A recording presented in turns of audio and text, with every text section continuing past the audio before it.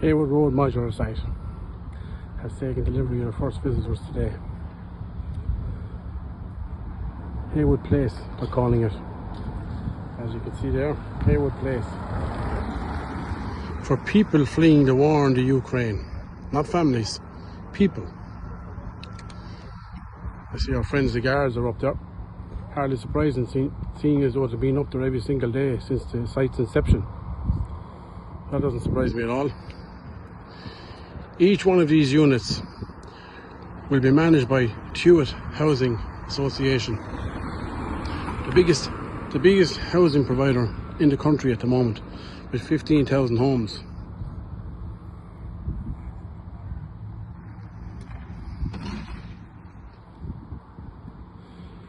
Tuat haven't spent a penny of their own money on this site, but yet they will receive €1,600 a month per unit from the state. Now, it's worth remembering this site costs in excess of €60 million to develop, and it's not finished yet. As you can see, they're still doing work. All this takes place 100 yards from these houses.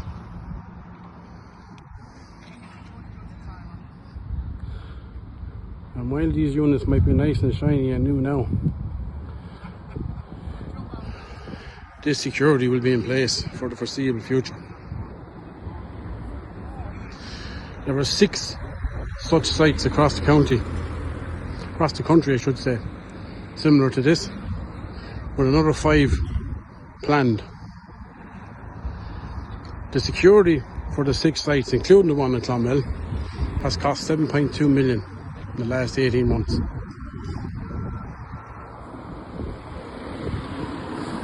This is all funded with taxpayers. Taxpayers are funding the whole thing. What do we mean when we say taxpayers are funding the whole thing? Well, it's very simple. Your taxes. It's not just your taxes from your wages. It's taxation through everything. Petrol, diesel, electricity, gas, VAT, property tax, carbon tax, you name it. All those taxes are being used to fund this type of development and iPass centres and everything else that the people who are populating these sites get for free. There is no cost of living crisis. It's a manufactured crisis in order to get you to pay more taxes. At the end of the day, somebody has to pay for the party, and that somebody is the general public who are working in the Republic of Ireland. We are paying for it all.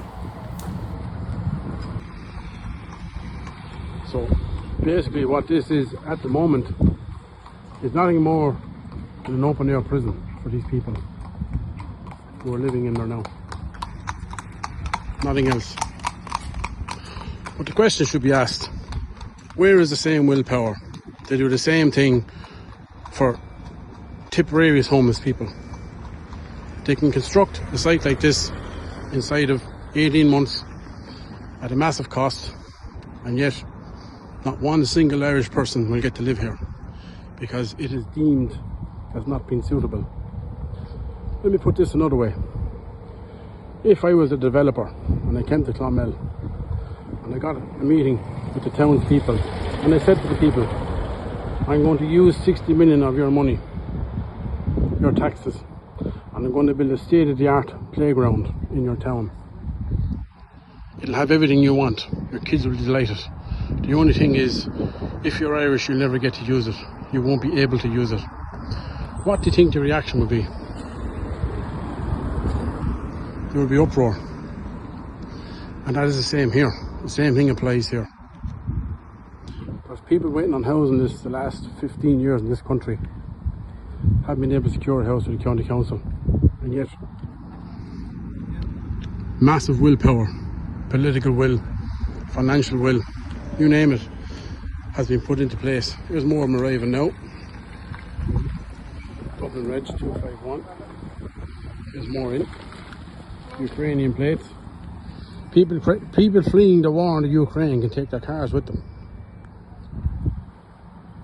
This car is probably not NCT'd or taxed or insured either.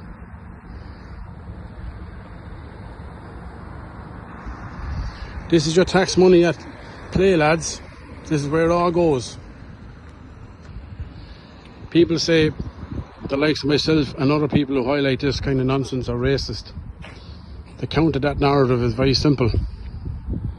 This site is completely racist against local Clonmel, Tipperary people who have been homeless and will never get to use this. So there's your counter argument. But yeah, give this site 2 years, and when the shine wears off it and it becomes a slum and there's no longer security in there, and the antisocial behaviour and the crime rate soars, and all these houses here lose value and property, and those people who stay quiet about it were too afraid of hurty words, what will they do then? The opportunity has been missed, and they're known to blame only themselves. Like I said, the shine wear off these sites and they will become slums, and we need to be mindful of that. I would advise anybody with concerns about these kind of sites to join the local Shin Nadina group ASAP. You'll find them on www.shinnadina.ie.